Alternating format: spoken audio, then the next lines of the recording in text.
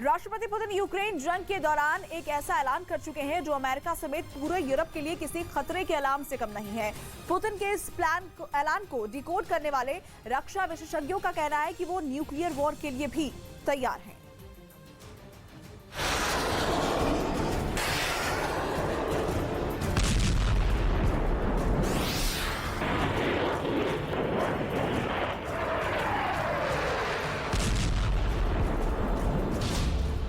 राष्ट्रपति पुतिन का सनसनीखेज ऐलान।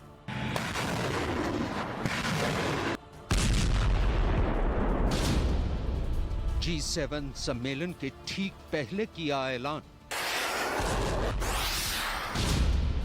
बेलारूस को मिलेगा न्यूक्लियर मिसाइल सिस्टम।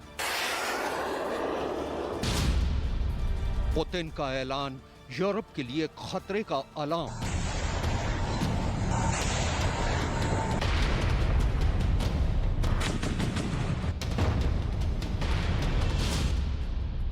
रूस और यूक्रेन में जारी जंग को 122 दिन हो चुके हैं, लेकिन अब इस जंग के खत्म होने के आसार भी धीरे धीरे कम होते जा रहे हैं। इसकी एक बड़ी वजह है अमेरिका समेत यूरोपीय यूनियन और नेटो देशों के यूक्रेन को हथियार सप्लाई करते रहना। चूंकि रूस के राष्ट्रपति व्लादिमीर पुतिन अमेरिका समेत नेटो को कई बार सख्त लफ्जों में ऐसा न करने की चेतावनी दे चुके हैं, लेकिन इस बार उन्होंने जो ऐलान किया है उससे पूरी दुनिया परेशान है। दरअसल राष्ट्रपति पुतिन ने बेलारूस के राष्ट्रपति अलेक्जेंडर लुकाशेंको से एक मुलाकात के दौरान ये ऐलान कर दिया कि अब रूस अपने पड़ोसी और सहयोगी बेलारूस को अपना एक खतरनाक और घातक हथियार इस्कंदर मिसाइल सिस्टम देगा।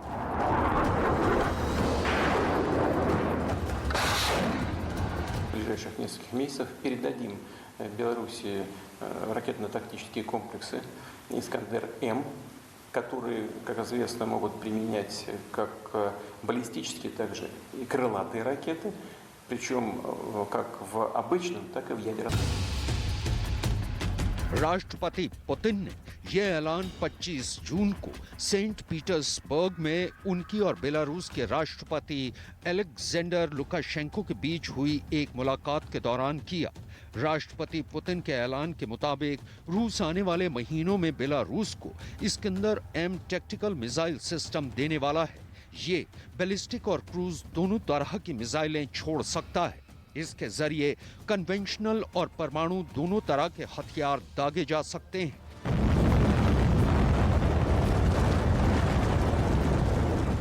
इतना ही नहीं, पुतिन ने यह भी ऐलान किया कि रूस बेलारूस के सुखोई 25 लड़ाकू विमानों के आधुनिकीकरण करने में भी मदद करेगा, ताकि उनके जरिए न्यूक्लियर मिसाइलें दागी जा सके।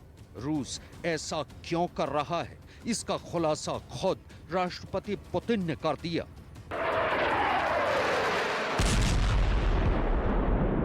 У американцев хранится 200 ядерных тактических боезапасов, в основном это атомные бомбы, 200, в 6 европейских странах, членов Североатлантического блока НАТО. И для их возможного применения подготовлено 257 самолетов, и не только.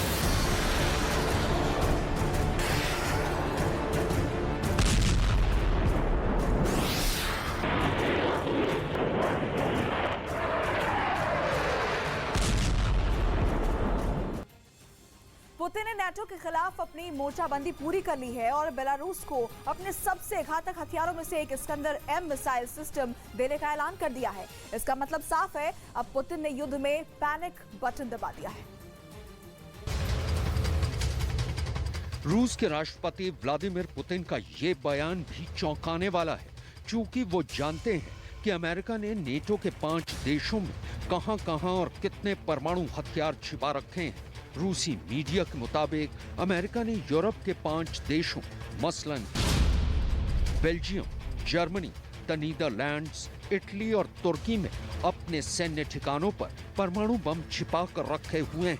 एक अनुमान के मुताबिक अमेरिका ने बेल्जियम, जर्मनी और द नीदरलैंड्स में 20-20 न्यूक्लियर वेपन रखे हैं। इटली में अमेरिकी सेना के 2 सैन्य ठिकानों में 70 परमाणु बम रखे हुए हैं। तुर्की में अमेरिकी आर्मी बेस पर 50 परमाणु बम रखे हुए हैं।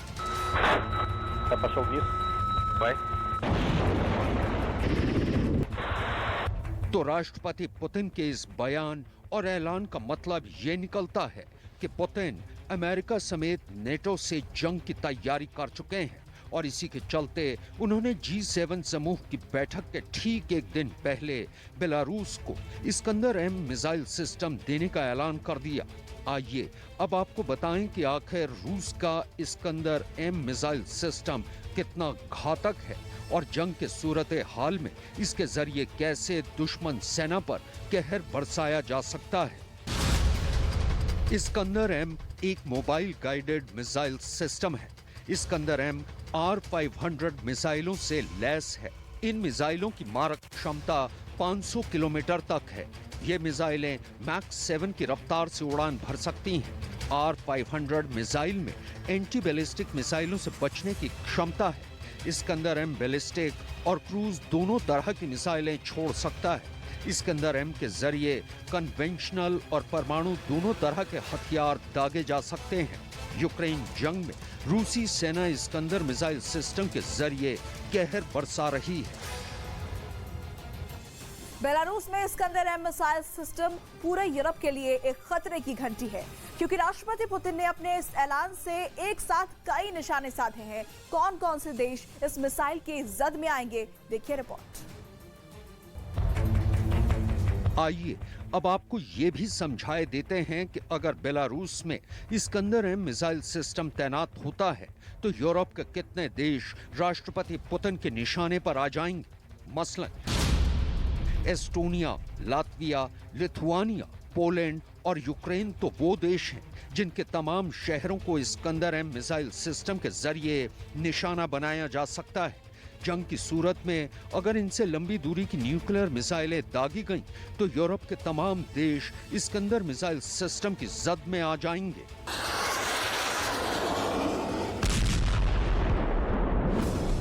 बेलारूस में इस्कंदर M मिसाइल सिस्टम पूरे यूरोप के लिए खतरे की घंटी है, क्योंकि राष्ट्रपति पुतिन ने अपने इस ऐलान के साथ कई निशाने साधे हैं।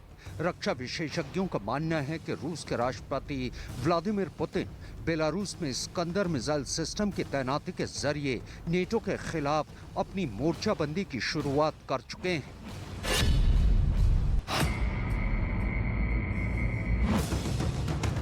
राष्ट्रपति पुतिन ने बेलारूस को इस्कंदर M मिसाइल सिस्टम देने का ऐलान जर्मनी में होने वाले G7 समूह देशों के सम्मेलन के ठीक एक दिन पहले की, यानी अपने ऐलान के जरिए राष्ट्रपति पुतिन ने G7 देशों को एक बड़ी चेतावनी दी है कि वो यूक्रेन जंग में यूक्रेन की मदद करना बंद कर दें।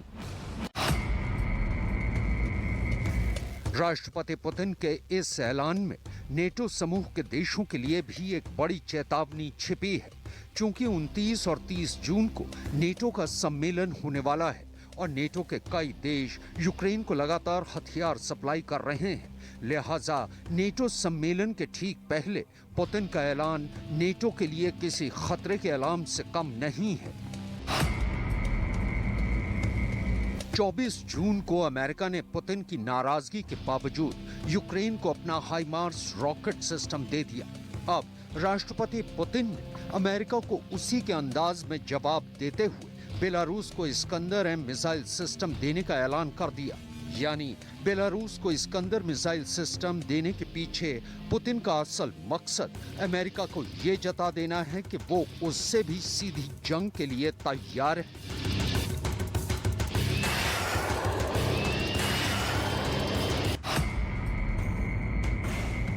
नेटो के सदस्य देश पोलैंड और लिथुआनिया के बीच के इलाके कलिनिनग्राद में रूस ने इस्कंदर मिसाइल सिस्टम पहले से ही तैनात कर रखा है।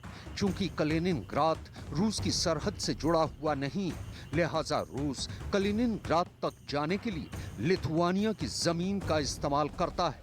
हाल ही में लिथुआनिया ने कलिनिनग्राद तक जाने के लिए रूस पर अपने देश की जमीन का इस्तेमाल करने पर प्रतिबंध लगा दिया था। लिहाजा रूस ने लिथुआनिया को भी ये चेतावनी दे डाली है कि वो अपने फैसले पर अच्छी तरह से सोच ले। यानी रूस और नेटो के बीच जंग शुरू होने के लिए लिथुआनिया एक फ्लैश पॉइंट बन सकता है। रूस यूक्रेन युद्ध में पोलैंड एक ऐसा देश है जहां से यूक्रेन के लिए राहत सामान और सैन्य सहायता भेजी जा रही है, लेकिन इस बात से पुतिन नाराज हैं। ऐसे में रूस पोलैंड पर कोई बड़ी कार्रवाई कर सकता है।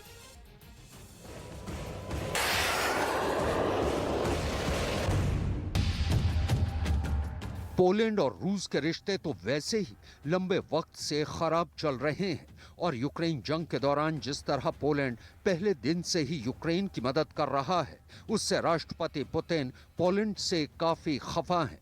इसके अलावा नेटो देश पोलैंड के जरिए ही यूक्रेन को हथियारों की सप्लाई लाइन को बनाए रखे हुए हैं। इसको लेकर भी राष्ट्रपति पुतिन पोलैंड से अपनी नाराजगी जता चुके हैं। इतना ही नहीं, चेचन कमांडर रमजान कादिरोव तो पोलैंड पर हमला करने की बात भी कर चुका है।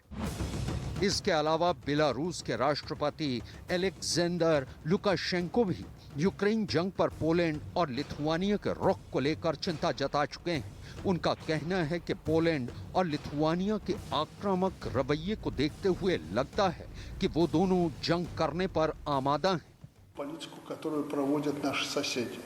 Вы, в общем-то, знаете, это руководство Польши и руководство Литвы. Политика на конфронтацию. इतना ही नहीं, राष्ट्रपति पुतिन से मुलाकात के दौरान राष्ट्रपति लुकाशेंको ने बेलारूस के पास अमेरिका और दूसरे यूरोपीय देशों के युद्धाभ्यास को भी हालात को बिगाड़ने और भड़काने वाला बताया। Нас очень беспокоят вопросы тренировочных полетов Соединенных Штатов Америки, самолетов и натовских, которые тренируются нести ядерные боеголовки и ядерные заряды. Нас это очень напрягает. Поэтому я прошу вас рассмотреть вопрос зеркального ответа на эти вещи. हालांकि रूस के राष्ट्रपति व्लादिमीर पुतिन ने राष्ट्रपति लुकाशेंको को बेलारूस की सुरक्षा का भरोसा दिलाया है और ये भी कहा है कि वो है और अगर ऐसा हुआ तो इस जंग की तपिश से अमेरिका भी इस बार बच नहीं पाएगा। और अब बात महाराष्ट्र के सियासी संग्राम की, जो अब सुप्रीम कोर्ट तक पहुंच गया है। सुप्रीम कोर्ट में सुबह 10:30 बजे एकनाथ शिंदे समेत 11 बागी विधायकों की याचिकाओं पर सुनवाई होगी। पहली याचिका में शिवसेना के बागी विधायक एकनाथ शिंदे के नेतृत्व वाले विधायकों के खिलाफ अयोग्यता की कार्रवाई शुरू किए जाने को चुनौती दी गई है। दूसरी याचिका भरत गोगावले की तरफ से विधानसभा में शिंदे की जगह अजय चौधरी को शिवसेना विधायक दल का नेता और सुनील प्रभु को नया चीफ व्हिप बनाए जाने को भी चुनौती दी गई है। शिंदे कैंप की तरफ से आपको बता दें, वरिष्ठ वकील हरीश साल्वे पेश होंगे। वहीं शिवसेना की ओर से वरिष्ठ वकील अभिषेक मनु सिंह भी दलीलें देंगे, जबकि महाराष्ट्र सरकार का पक्ष वरिष्ठ वकील देवदत्त कामत रखेंगे। उधर डिप्टी स्पीकर की तरफ से एडवोकेट रविशंकर केस लड़ेंगे। तो ये बड़ी खबर आपको बता रहे हैं महाराष्ट्र में जारी सियासी संकट को लेकर। इधर संजय राउत के वार पर एकनाथ शिंदे ने पलटवार किया है। शिंदे ने ट्वीट कर लिखा कि हिंदू हृदय सम्राट बाला साहेब ठाकरे के हिंदुत्व के विचारों के लिए और बाला साहेब की शिवसेना को बचाने के लिए हम मर भी जाएं तो बेहतर है। उन्होंने आगे कहा कि बाला साहेब ठाकरे की शिवसेना उस आदमी का समर्थन कैसे कर सकती है जिनके रिश्ते दाऊद इब्राहिम से हैं, उस दाऊद से जिसने मुंबई के मासूम नागरिकों को बम ब्लास्ट कर मारा था। इस फैसले का विरोध करने के लिए हमें मौत भी आ जाए तो इसकी परवाह नहीं है, एकनाथ शिंदे ने ट्वीट कर पलटवार किया है। पुतिन और ज़ेलेंस्की के युद्ध के बीच एक और युद्ध शुरू होने की रिपोर्ट मिल गई है। यह कहा जा रहा है कि युद्ध बस होने ही वाला है और इससे भारत भी अछूता नहीं रहेगा।